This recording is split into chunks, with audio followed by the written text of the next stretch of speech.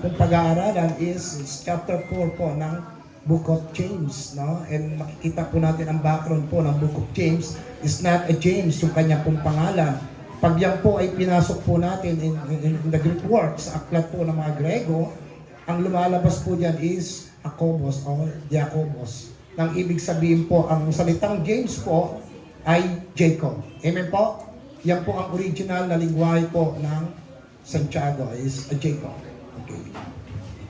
So ang title po ng ating pag-aaralan po, Kaaway ng Diyos ang umiibig sa sanlibutan. No? Mula po sa ating konteksto in James 4, chapter 1, verse 10. So bago po tayo pumasok in James chapter 4, no? Kunin po natin yung ating pong nakaraang pag-aaral. No? Sa ating pong nakaraang pag-aaral, kung inyo pong naaalala, no? in Book of James, no? Sa konteksto po ng James chapter 3, doon po kasi tayo nagtapos na nakaraan, no? May mga nagnanais po na maging tagapagturo inside the church. Amen po? Nais po nila maging teacher of the Word of God. No? Nagnanais po sila na maging tagapagturo sa loob ng iglesia. However, mga kapatid, no, ito pong mga kapatirang ito, ang problema po kasi sa kanila is inaapi po nila yung ibang mga kapatiran sa loob po ng iglesia. No? Saan daw po? Sa pamamagitan po ng kanilang mga dila. Ang chapter 3 po ng aklat po ng Santiago, yan po ay tumutukoy po is about tongues. Papaano, hindi at kailan nyo pwedeng gamitin ang inyong mga dila.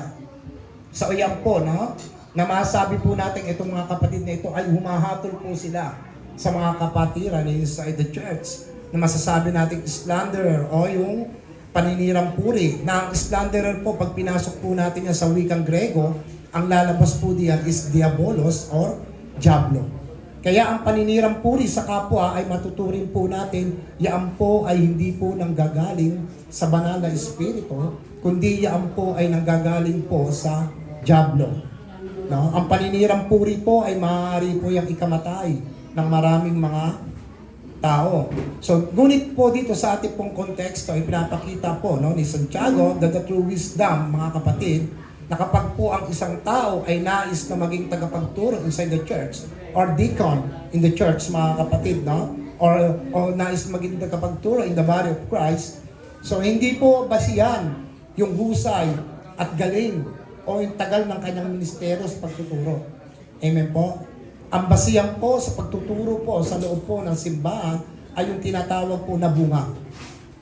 Na yung bunga na kanya pong natutunan o kanya pong natanggap sa salitaan ng Diyos, ito po ay nakikita sa kanyang panlabas na katauhan. It means nakikita po, no, yung kanyang uri ng pamumuhay. Na kung babasahin po natin, no, yung background ng ating pong babalikan ng nakaraang pong verse or aklat po ng Santiago. Napakibukas po yung James chapter 3 verse 13 to 18. So dito ulit natin kukunin sapagkat bakit ko po nais balikan yung 13 to 18 po ng aklat po ng Santiago. Kasi po ito pong 13 to 18 in chapter 3, ito po ay konektado po in James 4. So mas mauunawaan po natin ang James 4 pag kinuha po natin yung context in chapter 3. Ang sabi po rito in chapter 3 verse 13 to 18. Sino sa inyo ang marunong at nakakaunawa? Ipakita niya talagang marunong siya sa pamamagitan ng mabubuting pamumuhay na may pagpapakumbaba.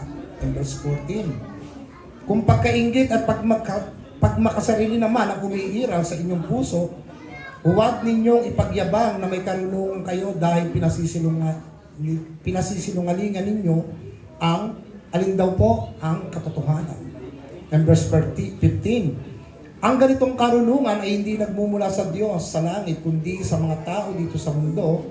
Hindi ito mula sa Espiritu, kundi saan daw po ito galing? Sa diablo. In verse 16. Sapagkat kung saan umiiral ang pagkainggit at pagkamasarili, naroon din ang kaguluhan at lahat ng uri ng kasamaan. Ngunit ang taong may karunungan mula sa Diyos, una sa lahat ay may malinis na pamumuhay, maibigin siya sa kapayapaan, mahinaon, masunurin, puno ng awa at kabutihan. Walang pinapaboran, hindi nagkukunwari. Ang last verse po tayo, verse 18. Ang taong maibigin sa kapayapaan at nagpapalaganap nito ay nagdudulot ng maayos na relasyon sa iba. Kung natatandaan po ninyo, dito po tayo nagtapos, no? Ang taong may mabuting ang taong maibigin, no, sa kapayapaan daw, ito po ay nagpapalaganap at nagdudulot po ng maayos na relasyon sa iba. That's a very important po yan, no? Yung pakikisama po sa bawat isa sa atin. So makikita po natin, no, in James 3, no, nakita po natin, no, yung pinakapundasyon po ng James 3, no, meron po kasing naniniwala, may mga taong naniniwala inside the church na nais maging tagapagturo o leaders or deacons in the church. No? Na ang tingin po nila sa kanilang sarili, sila po ay napakahusay na. Sila ay magaling, sila ay matatalino. No? However, mga kapatid, no, pero yung kanila pong mga bunga sa kanilang pamumuhay, ito po ay nagbigay po ng napakalaking effective or negative effect inside the church. Dahil hindi po maayos yung kanilang pamumuhay. No? Kaya ang dahilan po, no, ang naging dahilan po at pinaliwanag po ni Santiago that the true leaders in the true church na ang totoong karunungan, mga kapatid, ay makikita po ito na kung papaano mo gamitin sa iyong buhay. And the true wisdom. No? At sinasabi nga rin din po, no, kung may pagkainggit, makasarili, may kaguluhan, at lahat ng uri ng kasamaan, ang sabi po in verse 16, kung babalikan po natin, saan daw po ito nanggagaling? Ang sabi po ng Biblia, ito ay nanggagaling sa mundo. Nanggagaling sa dyablo. Kung merong pagkainggit sa loob po ng simbahan, pagka makasarili mo, di ba? Kaguluhan, o anumang uri ng kasamaan, hindi po yan nanggagaling sa Diyos, kundi nanggagaling daw po yan sa dyablo. No? Pagka binasa po natin yan in verse 15. No? Kaya pagdating naman po in James 4, ito po yung ating which is original text. No? Ito naman po ay konektado po in James chapter 3. No? It's the same context lang po sila. No? Siniris lang po natin. No? So bago po tayo pumunta, mga kapatid, in James chapter 4, no? Ito pong ating original context. No, nais ko po sanang manalangin tayo, no, humingi tayo ng patnubay at gabay ng Banal na Espiritu sa karunungan upang maunawaan po natin ang konteksto at mensahe po ng ating passage. Amen po? So nais ko pong lahat po ay yumuko, tayo po ay manalangin. Panginoong Jesus, gabayan po kami sa aming pong pag-aaral mula po sa serye ng Aklat sa Santiago. Dalangin po namin ang kapuspusan ng Banal na Espiritu, ang gabay at patnubay sa bawat isa sa amin na kung saan pinagkatiwala mo, Panginoon, ang iyong Espiritu upang lubusan po namin maintindihan, Panginoon, ang kalooban mo sa pamamagitan, Ama, ng pag-aaral ng iyong salita. Ang inyong pong lingkod na nasa harap, Panginoon, ay ginagamit ko lamang bilang instrumento ng inyong salita. Ngunit ang totoong teacher o tagapagturo po namin sa umagang ito ay walang iba, kundi ang Banal na Espiritu na siyang pinagkatiwala mo sa amin, Panginoon sa Kristo. At kayo po ang inyong salita, ang siyang tunay na aming pong tagapagturo, Panginoon. Kaya sa oras na ito, kayo ang aming ilaw at patnubay at gabay ng aming pong mga isip at puso, Panginoon, upang maunawaan po namin ang aming pong pag-aaralan sa gabi ito. Muli, sa inyo po namin ibinabalik ang papuri at pasalamat sa tanging pangalan ni Jesus. Amen. Okay, in chapter 1, in James chapter 4, verse 1, ano ba ang pinagmula ng mga away at alitan ninyo? No, ang sabi po rito ni James. Suppose po muna tayo, no, for a while. Ang sabi po rito, no, kung mapapansin po natin, ano ba ang pinagmula ng pag-aaway at pag-aalitan ninyo, no, sa loob po ng simbahan? So kanina po, nabanggit po ni Santiago, ang karunungan daw po na hindi po ay nanggagaling sa Diyos, meron pong ano po, pagkaaway, pag-aalitan, pagmakasarili, no? Pagiging makasarili. At higit sa lahat, meron tinatawag na pagkainggit. No? Yan po ay hindi po nanggagaling sa Diyos. So yan po yung pinagmumulan. No?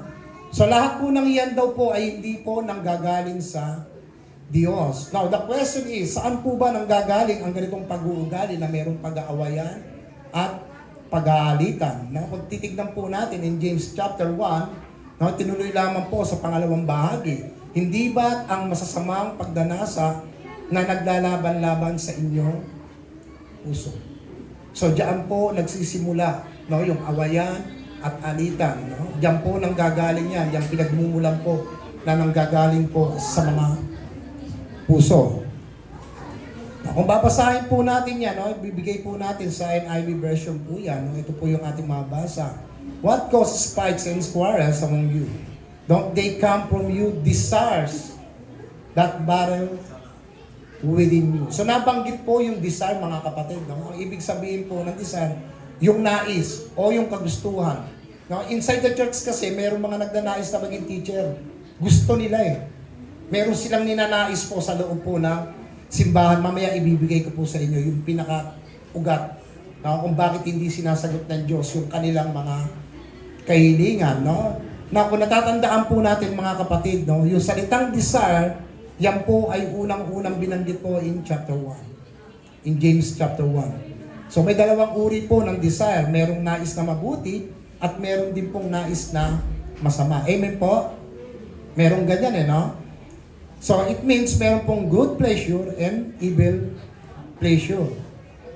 Kaya sinasabi po ni Santiago in chapter 1 verse 13 to 15, balikan po natin. Pakibukas ako, Kuya Evan. In James chapter 1, 13 to 15. Huwag sabihin ni numan kapag siya'y dumaranas sa pagsubok, ako'y tinutukso ng Diyos.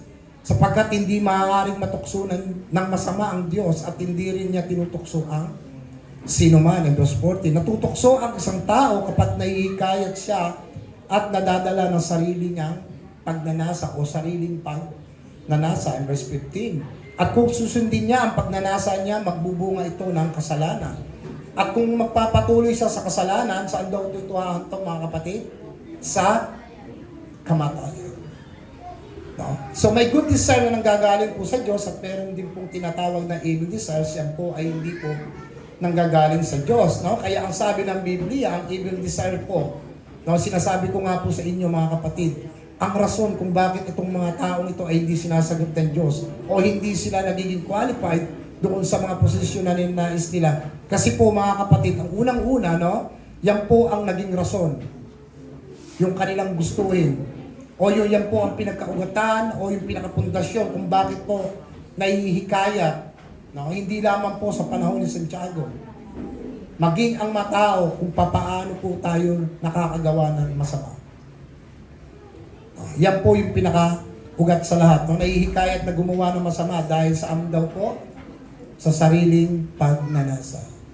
So ang kasalanan po ay nagsisimula po yan sa tinatawag nating pagnanasa. Kapag ka po tayo ay nag-act po yan, diyan pa lamang po papasok yung kasalanan. Imagine that, mga kapatid, kahit tignan niyo yan. No? Kaya kung hindi po tayo, mga kapatid, nagbabantay sa ating mga desires, no? Unang-una, yan po ay makukurap. No? Ibig sabihin, magiging masama po yan. Diyan po unti-unting papasok ang kasalanan. At kapag po ang tao ay pumasok na po at nagpatuloy na po ang kasalanan sa kanyang buhay, yan daw po ay hahantong saan daw po? Sa kamatayan.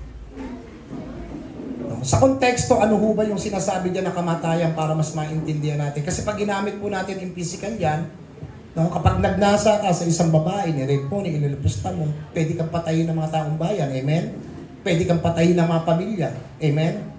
Pero sa konteksto po, ano po ba yung sinasabi dyan? Na ang tao raw po ay pag nagpatuloy ka sa kasalanan, hahantong ito sa kamatayan. Ano po yung kamatayan na binabanggit po rito? Ang binabanggit pong kamatayan dito, mga kapatid, yung dati mong buhay, babalik at babalik po yan. Pag hindi nyo binantayan ang desire nyo, yung dating Reggie, dating Kuya Jess, dating Ate Dayan, babalik at babalik po yan pag hindi po tayo nagbantay. Kung dati kang palamura, magiging palamura ka.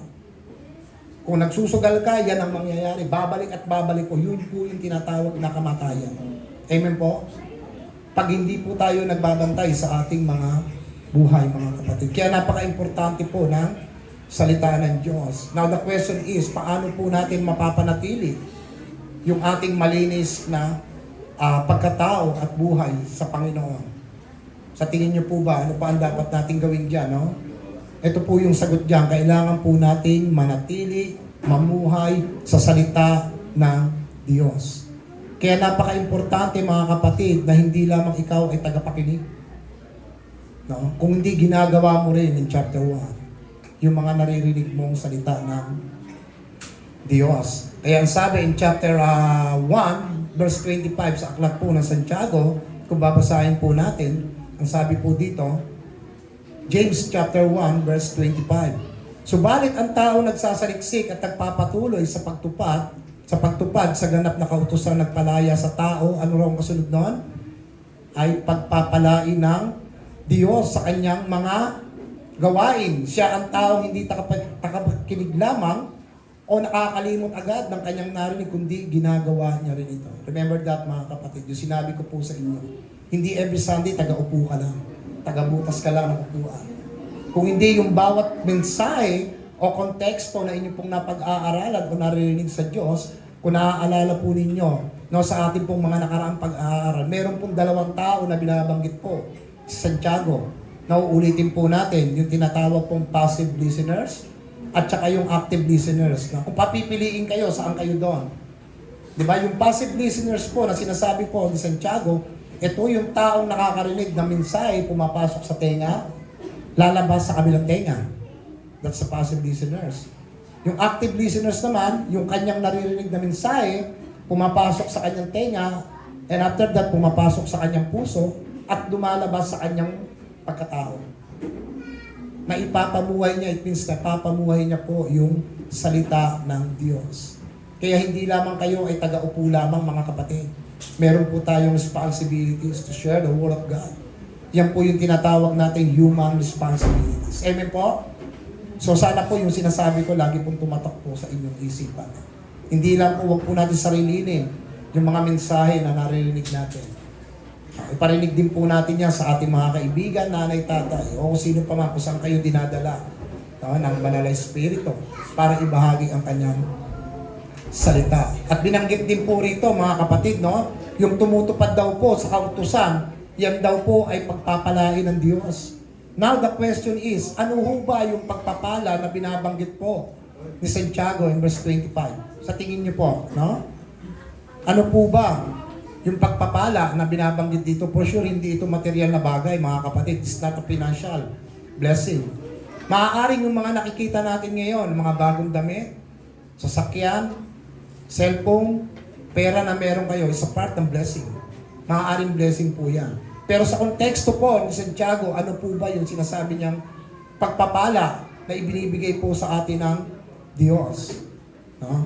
The answer is, alam niyo kung ano, is the maturity blessing, mga kapatid. Ibig sabihin po na maturity blessing, nagmamature siya sa kanyang pananampalataya. So unti-unti po siyang binabago ng salita ng Diyos hanggang sa maging katulad po siya ni Kristo. So hindi lamang po ang pananampalataya ang lumalago sa inyo, sa inyong pong pakikinig ng salita ng Diyos. Ang inyong pangunawa, ang inyong mga isip, ang buo niyong pagkatao. Kung dating walang pagpipigil ang iyong dila, napipigilan mo na. Amen po? Kung dati kang kuripot, nagiging matulungin ka na sa kapwa mo. No? Without any condition. Tumutulong ka kahit hindi mo kauri yung tao. No? Diyan po tayo lumalago. So hindi natin po pwedeng sabihin maturity blessing, Kuya Jess, Kuya Reggie, hindi ka ukubra sa akin. For 20 years na akong Kristiyano, 2 years ka pa lang, no match ka sa akin. Mas matured ako sa iyo, no? Hindi po yun ang basihan. Hindi po yung haba o ikli ng panahon sa ministeryo mo ang basihan dito, mga kapatid. Ang basihan po dito, yung bawat mensahe na naririnig mo na ipapamuhay mo. Yan po yung tinatawag ng maturity blessing. At yan po ang isa sa mga pinakamatinding biyaya na matatanggap po ng isang Kristiyano. Say amen. Say amen. Amen. Yan po ang pinakamatinding pagpapala po. No? Na nanggagaling sa Diyos na pwede pong matanggap ng isang mananampalataya. Yung tinatawag po nating maturity blessing. Hindi po dyan sakop na konti, hindi ka lang napansin ni Pastor, ni Kuya. Hindi na ako aatin, parang hindi ako welcome sa gawain na to eh. No? Dati ganun ka, pero ngayon hindi ka na ganun, hindi ka na sensitibo. Tama ba, Timalo? Na, hindi tayo, wala namang ganun dito eh, no? No? Ibig sabihin, nagmamature ka, lumalawak po yung iyong kaisipan. At pangunawa, pagdating po sa salita ng Diyos. Kaya kung sasabihin po sa inyo ni Kuya Reggie mamaya, mas mature siya sa inyo, wag po kayo maniniwala sa kanya. Sa edad siguro pwede yan. So ang maturity blessing po ay hindi po nakabase sa haba at ikli ng panahon. Okay? So unti-unti siyang binabago hanggang sa maging katulad po siya ng ating Panginoong Jesucristo. So bakit daw po, o sa mga nagtuturo dito ng mga Christianity, no? Ang salita raw po ng Diyos ay nilitulad daw saan? O sa mga nagtuturo ng Christianity dyan, may mga figurang ginamit dyan. Ano unang ginamit dyan? Bread? Sword? Light? O, ito nakalagay dito. Tandaan po natin, ang salita ng Diyos ay inalintulad po yan sa salamin. Why? Bakit po? Kapag ka po tayo ay hindi nanaliksik ng salita ng Diyos at hindi mo itinatanim sa puso ninyo ang salita ng Diyos, tandaan po nito mga kapatid. Makakalimutan at makakalimutan ninyo kung ano ang tunay ninyong pagkatao. Pero kung ang salita ng Diyos ay nasa puso ninyo na ipapamuhay ninyo, nakikita at nakikita po ninyo ang buhay ninyo. Kaya tinawag po itong mirror. Amen po? Hindi na ako magtatanong kasi baka mamaya maraming masagasaan eh. Pag tinanong ko ilang oras kayo nagbabasa ng salita ng Diyos, ano mas mahaba? Cellphone o salita ng Diyos? Aray, no? Yung iba sa atin siguro 2 hours, 3 hours, TV, cellphone. Pagdating sa salita ng Diyos, 2 minutes. Minsan sa pilitan pa, wala pa minsan. Paano po tayo magiging babad sa salita ng Diyos kung ganyan po ang magiging attitude natin? Gawin po natin balance. Mamaya po, bakit ko po sinasabi sa inyo yung ganyang klaseng pananalita? Kasi po may kasunod po yan mamaya. Okay? Okay, tuloy natin ang verse 1. Ano ba ang pinagmula ng pag-aaway at alitan ninyo? Hindi ba sa masasamang pagnanasa na naglaban-laban sa inyong mga puso? So dito po mga kapatid, ang sabi po rito, no, pagnanasa na naglalaban-laban sa puso ninyo. Tandaan po natin, no, araw-araw po tayong nakikipaglaban sa laman. Paglabas nyo po rito, marami po dyan mga temptation. Amen? Yan po yung pinaka-battle po natin. Sapagkat ito raw po ay pinagmumula ng awayan at alitan na nagmumula sa masamang pagnanasa at saan daw po ito lumalabas? Sa inyong mga puso. No? Kapag kayo ay natukso ng isang bagay na yan at ginarap nyo yan, magre-resulta ho talaga ng kasalanan mga kapatid. You see that? Kaya tandaan po natin, ang puso po, kapag hindi po ninyo nabantayan, alam niyo po ba kung ano mangyayari sa puso ninyo? Yan ay magiging marumi, Kuya Reggie. Ang bawat puso ninyo, pag hindi nyo po yan nabantayan, yan po ay magiging marumi. Tandaan po ninyo yan. No? Lagi nyo pong lilinisin yan ang salita ng Diyos. Kaya magbasa po tayo lagi. No?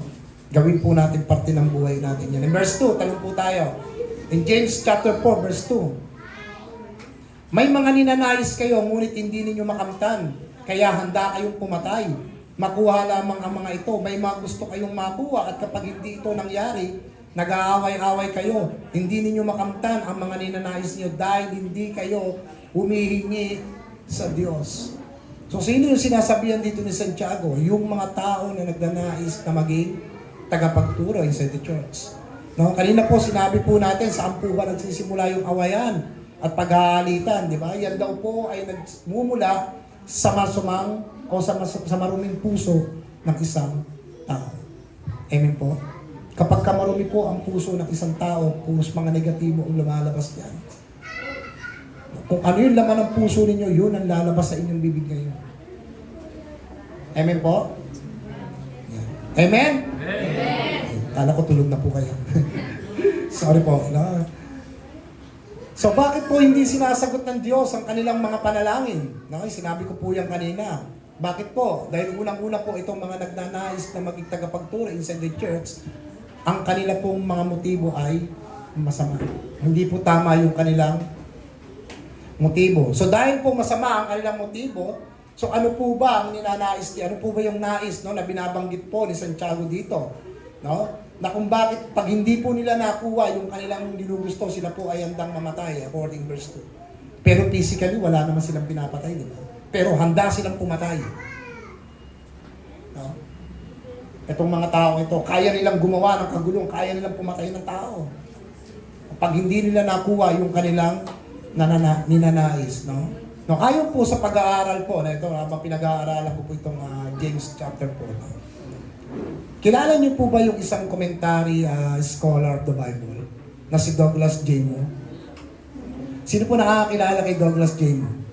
No, meron po siya mga commentary, no, pag-aaral in books of First, Second, and Third John, First and Second Peter, at kasama po itong aklat po ng Santiago.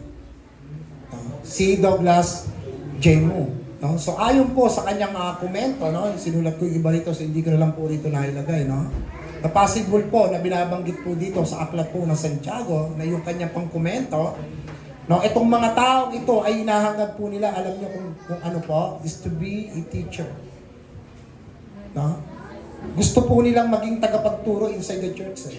Pero hindi po sinasagot ng Diyos yung kanilang mga panalangin because mali po yung kanilang mga motibo. No? At possible po na binabanggit po rito in chapter 4, no, na nais nilang maging tagapagturo, pero they are unqualified sa posisyon na yan, mga kapatid. So bakit po? Kasi po hindi po talaga sila qualified. Dahil unang-una po, kung titignan po natin, mga kapatid, yung konteksto po ng pag-aaral ng Santiago, itong mga tao na gustong maging tagapagturo, bakit sila naging disqualified or unqualified this position? It because sila po yung unang naghahasik po ng kaguluhan, pag-aaway, pag-aalitan, at pagiging makasarili sa loob po ng simbahan. Kung babalikan po natin yung ating pong di ba pinag-aralan, itong mga tao ito, sila pa ang nagsasakdal doon sa mga maliliit sa matataas na hukuman, sa mga walang kakayahan. No? Sila po yung pinagmumulan o pinag-uugatan ng kaguluhan, no? In short, sa loob po ng simbahan. No? And therefore, they are disqualified from the teaching, pero pinipilit pa rin po nila na maging teacher o magkaroon po ng pwesto in the church. No? Matitigas din ang ulo nila, no? Gusto nila maging teacher, no? So isang bagay na dapat po natin, mga kapatid, no? Ito po yung dapat natin maintindihan na lagi ko po sa inyong binabanggit dito, no? Kapag meron po tayong deacon na ilalagay po sa loob po ng simbahan or leaders, ito po yung ating pakatatandaan. Hindi po ang tao ang maglalagay po ng posisyon sa tao. Amen? Unless itong taong ito ay tinawag para sa ganyang klaseng calling. Amen? Maaaring ang pastor sinasabi, Kuya Kyle, ikaw na magturo. Kuya Jess, Kuya Roger, ikaw naman na magturo. Pero yan po ay nanggagaling po sa banal na espiritu. Hindi po ang tao ang maglalagay. Tandaan po natin, mga kapatid. Kundi ang Diyos ang maglalagay po ng mga deacons in the church. Or leaders, or pastor in the church. Tandaan po natin yan. No? Unless kung talagang tinawag po talaga siya sa ganyang klaseng gawain. Why not? No? Kaya ang sabi ni Santiago, pinipilit ninyo ang isang bagay pero hindi sa inyo ng Diyos ibinibigay dahil masama ang inyong motibo. No? Kaya po possible po sa isang tao, mga kapatid, no? Kahit na Kristiyano ka pa, kahit na malalim ka pa sa Diyos, pastor ka pa, ministro ka pa, o whatever, possible na hindi po talaga sagutin ng Diyos ang panalangin po ng bawat isa. No? So sila po ay hindi po sinasagot ng Diyos ang kanilang panalangin. Why? Dahil nga po mali yung kanilang motibo. Kaya tayong mga Kristiyano, pag mali po ang ating motibo, huwag na po tayong umasa na sasagutin po ng Diyos ang ating mga panalangin. No? Kung tatanungin ko po kayo, mga kapatid, lahat po ba ng panalangin dinidinig ng Diyos? Ha? Taas ang kamay ang hindi. Hindi raw nararapat, no? Yes. Ano naman obvious naman Hindi naman talaga lahat sinasagot ng Diyos, no? The answer is no. Bakit po? Kahit po ang isang Kristiyano po ay hindi po talaga didinggin ng Diyos ang panalangin. No? So bakit po? Kilala niyo ba si Haring David? Pag binasa niyo po yung 2 Samuel, di ba si Haring David po, sa kanya pong palasyo, meron tayong tinatawag na bubungan or terrace yan. Nang habang po siya ay nagpapahinga, no, nakita niya po si Bathsheba na naliligo. No, bakit po naliligo si Bathsheba nung panahon na yun? No? Pag binasa niyo po yung 2 Samuel, mga kapatid, si Bathsheba po kaya po siya naliligo. Yun po yung panahon na katapusan po ng tinatawag po na dalaw. Yung babae, ano ba dalaw? Menstruation. Yan, kaya po siya naglilinis po siya ng katawan niya. So nung nakita po siya ni Haring David, nagustuhan siya. So nagdasaan po siya ni Haring David. So bago po tayo pumunta doon, no, nung panahon po na si Haring David ay nagkaanak si Solomon, ang sabi ni Haring David, lahat ng panalangin na hinihiling ko sa Diyos sinasagot. Kapag nanalangin ka sa Diyos, humingi ka ng karunungan, sasagutin ng Diyos. Pero pagdating po sa 2 Samuel, hindi po sinagot ng Diyos ang kanyang panalangin. Pero ang sabi niya, lahat ng panalangin niya ay sinasagot ng Diyos. Pero bakit po pagdating dito kay Bathsheba, hindi po siya sinagot ng Diyos? Kasi po, unang-una, nung nakita niya yung babae na yan, pinakuha niya, sinipingin niya, in short, siya po ay napagtalik at nagkaroon po sila ng anak. Kaya ang sabi niya po, no, sa ating Panginoon, na, Panginoon, niligtas mo yung aking anak. Sa una kong anak kay Bathsheba. No, pero hindi po tinugon ng Diyos yung kanyang panalangin. Why? Bakit po? Dahil unang-una po mga kapatid, ang bata po ay nanggaling po sa pangalo niya. O adultery and murder. So bakit po na-involve yung murder dito? No, yung bata po ay resulta po, hindi po pinagaling. Nahayaan ng Diyos na mamatay yung bata. Kasi meron pong asawa si Bathsheba na pangalan po ay Urias. Si Urias po ay isang bahagi po ng sundalo sa pakikipagdigma ni David. Ngayon, meron po silang leader doon na pangalan po ay Roab. Nung sila po ay nakikipaglaban sa Raba, ang sabi po ni David, Roab, ilagay mo sa unahan itong si Urias para tamaan siya ng palaso. So, ang nangyari po, ganun po ang ginawa ni Roab. Ang nangyari, namatay po si Urias. Si Urias po ay asawa po ni Bathsheba. Ang kanya pong layunin ay angkinin si Bathsheba kahit na may anak na. So, ano po nangyari? Murder. Namatay yung tunay niyang asawa. At yung bata po ay namatay din po. Hindi po tinugunan ng Diyos yung panalangin ni David. So, hindi po lahat ng panalangin ay pwede pong sagutin. Maging si Apostol Pablo, may ganyan din pong karanasan mga kapatid, di ba? 3 beses niya pong hiniling sa Diyos na sabi niya, tanggalin niyo po yung kahinaan ko, Panginoon, sa laman. Mababasa niyo po yung 2 Corinthians chapter 12, verse 9. But Jesus did not answer his request. Why? Ang sabi ng Diyos, sapat na ang aking biyaya. Sapagkat sa kahinaan mo, nakikita ang aking kapangyarihan. Sinagot ba ng Diyos yung kanyang panalangin? No. Hindi po. No, hindi po lahat ng mga panalangin natin ay sinasagot po ng Diyos, no? Lalo-lalo na kung ang motibo po natin ay hindi po tama. No? Yan po yung nangyayari, no, sa loob po sa panahon ni Santiago in chapter 4. Na itong mga nagnanais na maging teacher, nagpipray sila pero hindi ibinibigay ng Diyos dahil ang kanila pong motibo ay mali. No? Sa makatuwid mga kapatid, no?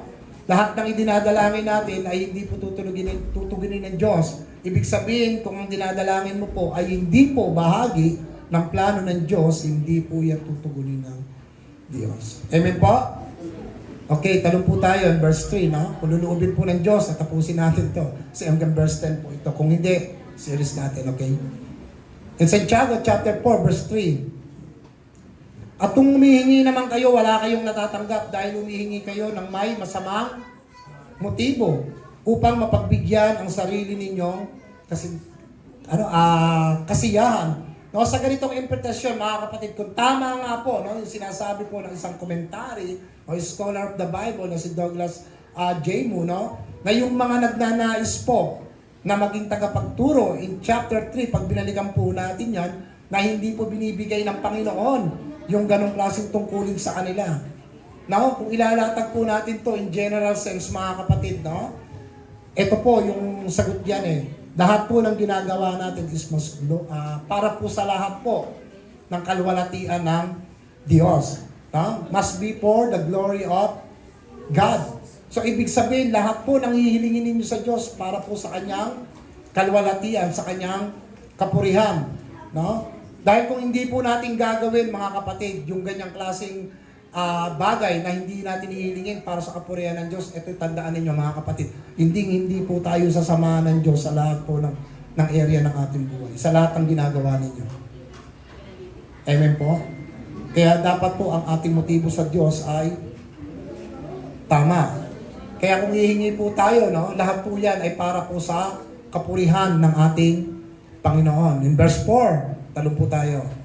Kayong mga hindi tapat sa Diyos, hindi ba ninyo alam na kaaway ng Diyos ang umiibig sa mundo? No, ito po yung ating topic eh.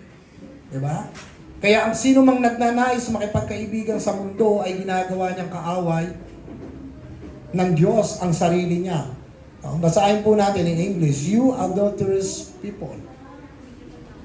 No, pero sa Tagalog po, ang sabi niya, kayong mga hindi tapat. Pero pagdating po sa NIV version, ang sabi po sa kanila rito, you adulterous people.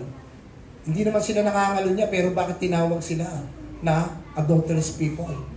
Don't you know that the friendship with the world means enmity against God? Therefore, anyone who chooses to be a friend of the world becomes an enemy of God.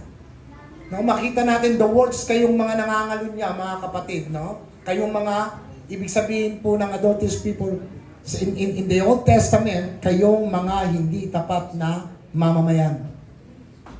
So, ang adulterous po ay hindi lamang po yan tumutukoy in physical adulteries. Kapag pinag-aaralan po natin, pag binabalikan po natin ang adulteries, pagdating po sa Old Testament, ang tawag po ng mga propeta, wala po silang ibang binabanggit yan eh. No? Mamaya babanggitin ko po kung saan nyo pa makikita yan.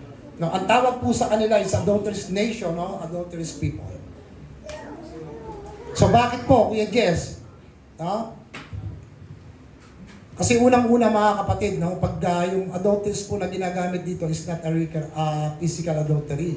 Pag ginamit po natin na physical adultery, it means hindi ka loyal sa wife mo, Kuya Reggie. Diba? So hindi po yan ang binabanggit niya, no?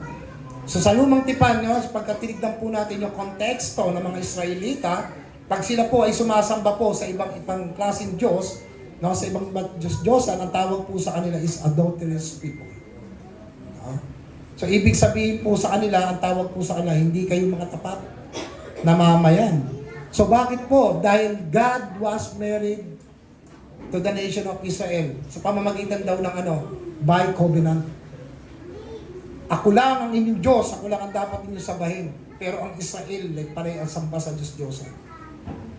Marami pong binabanggit po ang Old Testament about Diyos-Diyosan. Amen po? Ganyan ang ginagawa po ng mamamayan ng Israel. Pero pag ang nation of Israel were serving other gods, tinatawag po silang adulterous nation. Kaya isa sa mga greatest books po sa Old Testament yung sinasabi ko sa inyo is Book of Hosea. Pag binanggit niyo po yan, no? Maski ang Diyos, sinabihan si Hosea, sige mag-asawa ka ng isang bayarang babae. Kilala niyo ba kung sino napangasawa niya? Si Gomer. Na kahit nakasawa na siya ni Hosea, nakikipagtalik pa rin siya sa ibang babae, sa ibang lalaki. Why? Kaya ang sabi ng Diyos sa kanya, kay Hosea, katulad ni Gomer, ganyan ang ginagawa sa akin ng mga Israelita. Sumasamba sila sa mga Diyos-Diyosan. No? Kaya walang ibang binabanggit, no? Sa Book of Hosea, ang mga propeta dyan, wala po silang ibang binabanggit, kundi you adulterous people. Adulterous nation. No? Hindi lamang po physical ang adultery, mga kapatid. No? So meron din po, pagdating po sa pagsamba sa Diyos-Diyosan, ang tawag din po sa mga taong sumasamba sa ibang Diyos is adulterous. Nangangalun niya, it means hindi ka tapat sa Diyos. No? So yan po yung background po, no, ng Book of Hosea, because yan po ang naging dahilan din po in New Testament kung bakit po naging adulterous din po ang New Testament. No? In James 4, ang sabi po diyan in chapter 4, hindi ba ninyo alam na kaaway ng Diyos ang umiibig sa mundo? So it means kapag ka po tayo mga Kristiyano ay umiibig po sa lahat ng klase na bagay dito sa mundo. God is a jealous God. Ayaw ng Diyos na meron din po tayong ibang sinasamba. Ang sabi po in verse 4, kapag ka ikaw ay nagkakagusto sa mga bagay sa mundo, anong sabi po ng Diyos in verse 4? Nagiging kaaway ka ng Diyos. Yun po yung pinararating po natin sa Diyos. No? Ang lahat po na nakikipagkaibigan at umiibig sa mundo ay kaaway po ng Diyos. Hindi lamang po sa Santiago ang nagtuturo nito mga kapatid. Remember yung sinare ko sa inyo dati? Salt and light, yung tinuro ko. Sige, buksan po natin in 2 Corinthians chapter 6, verse 14 to 18. Okay, basahin po natin yung sinasabi po ni Pablo. No? Hindi lamang po si Santiago nagtuturo nito. Okay, in verse 14. So meron po tayong 4 na verse, no, na babasahin.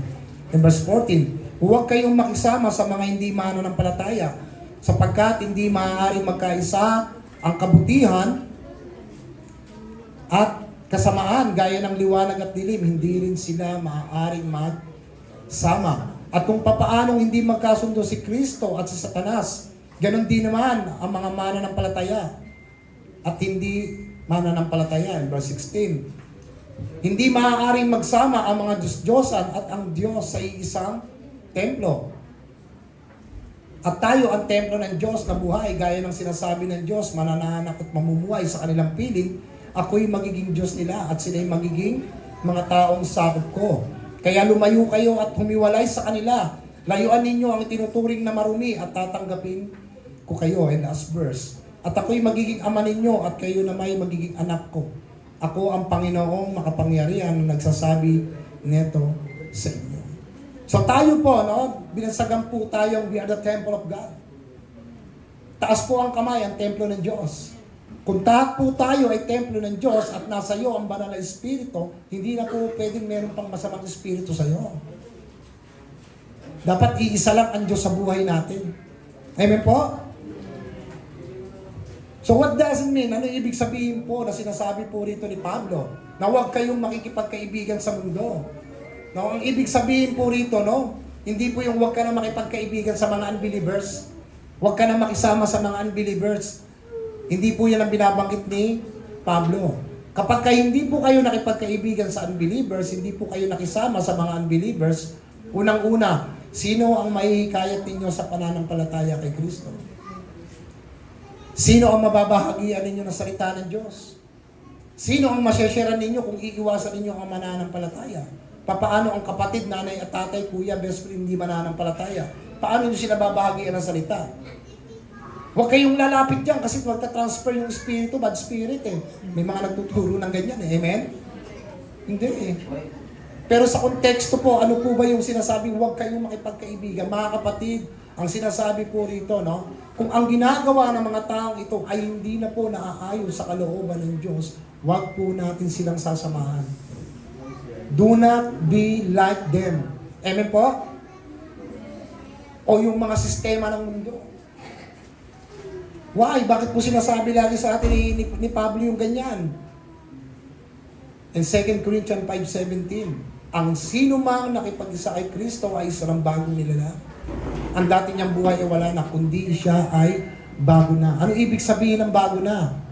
Hindi na ikaw ang namumuhay sa sarili mo, kundi si Kristo na. Si Kristo ang nagmamando sa iyong buhay. Amen po?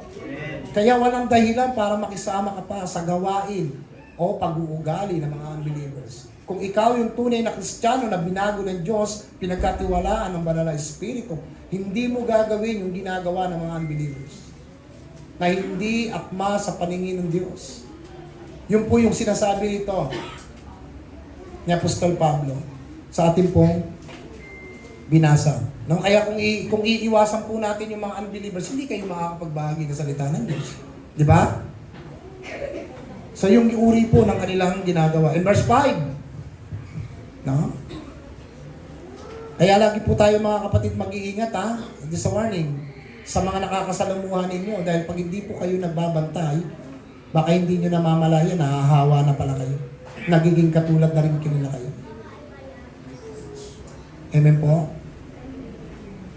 Okay. In verse 5, huwag ninyong isipin na walang kabuluhan ang sinasabi ng kasulatan. Ayaw ng Espiritong pinatira sa atin na may kaagaw ang pag-ibig niya. So dito po, no, in verse 5 naman po, ito naman po, nagsasalita naman po ang verse 5, is patungkol naman po to is the Holy Spirit. Kung titignan po natin yan is capital E, di ba? Pag nakikita po natin ang capital E is referring to the Holy Spirit na ipinagkatiwala po sa atin sa human spirit. So, ibig sabihin po mga kapatid, kung binabanggit po dyan ang banal na Espiritu, ang indikasyon po niyan is God is a jealous God. Nasa iyo, Kuya Reggie, ang banal na Espiritu, Kuya Kai, nasa inyong lahat. So, wala na dapat ibang Diyos pa diyan sa puso ninyo. Because God is a jealous God, di ba? So, meron pong dalawang bagay na tinuturo dito in verse 5. Meron pong masamang pagsiselos, at meron naman pong banal na pagsiselos, no? Yung masama po na pagsiselos na binabanggit po dyan ni Santiago in verse 5 ay yung ginagawa po ng mga taong ito na namimilit na maging tagapagturo pero hindi nila makuha-kuha ang kanilang ninanais. Kaya yun ang naging dahilan kung bakit po sila handang pumatay at manakituhay. Kasi po nagseselos sila sa mga ibang tunay na tagapagturo in the church sa panahon po ni Santiago. Nais nilang maging katulad nila. Nais nilang maging deacon of the church, in the church. Pero hindi binibigay sa kanila ng Diyos yan. Kaya ang tendency po, nagseselos po sila. Kaya yan ang naging dahilan kung bakit po sila pumapatay o handang pumatay. Makuha lang ang kanilang kagustuhan. Handa silang gumawa ng kaguluhan, no? Dahil hindi nila makamtan ang kanilang mga hangarin. Pero pagdating naman po sa Diyos, iba naman po yung pagsiselos, mga kapatid. No, kapag ka po tayo ay sumasamba sa Diyos, ayaw ng Diyos na meron din po tayong ibang sinasamba. No? At pag meron po tayong minamahal, na ibang minamahal, nagseselos din po ang Diyos. No? Pag pinagtutuunan po natin yung mga ibang bagay na nagbibigay po sa atin ng mga distraction. No? Instead na sa Diyos po tayo tumingin, mga kapatid, indication na ang Diyos po ay nagsiselos din po. Kaya nga tinatanong ko kayo kanina pag nanonood ba kayo ng TV, ilang oras kayo nanonood ng TV? O nagsiselfone? Ilan? 12 hours? The whole day? No? Pero ilang araw kayo, ilang minuto, seconds, hours na nagbabasa ng salita ng Diyos? No, masakit man pakinggan, sad to say, mga kapatid, nakakalungkot man sabihin, pero maraming mga Kristiyano po ang ganyan. No, yan po, pinapakita po natin na ang Diyos din po ay nagsiselos. Na kapag pinagtutuunan po natin yung mga ibang bagay na instead sa Diyos tayo tumingin, ang Diyos po ay nagsiselos din po. Why? Bakit po, mga kapatid? No? Indikasyon po yan, nagsiselos po ang Diyos In the Old Testament, no, lalo na po, mga kapatid, sa usaping pagsamba po sa Diyos-Diyosan, no? Remember po, natatandaan niyo po ba nung bumaba si Moses from the mountain? Sino po nakakatanda nun? Nung ibinigay sa kanya yung si Kuya Roger lang nakatanda. Yung 10 utos. Di ba? Nakarinig siya ng ingay. No? Ang mga tao po ay sumasamba na pala sa gintong guya.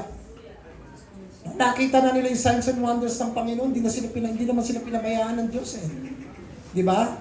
Pero dahil nagalit ang Diyos sa kanila, dahil nagselos ang Diyos sa ginawa nila, ano po yung sumunod nangyari? 3,000 people namatay. Pinagpapatay po sila ng Diyos. No? Ganyan po. Why? Bakit po pinagpapatay ng Diyos yan? Because God is a jealous God.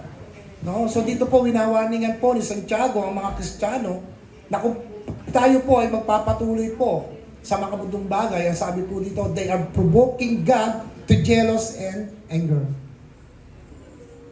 You see that, no? Masakit yun. Kapag ka po tayo ay nagpatuloy po sa mga bundong bagay, ang Diyos po ay itinutulak natin sa ating mga buhay na magselos at magalit din po sa atin. Amen po?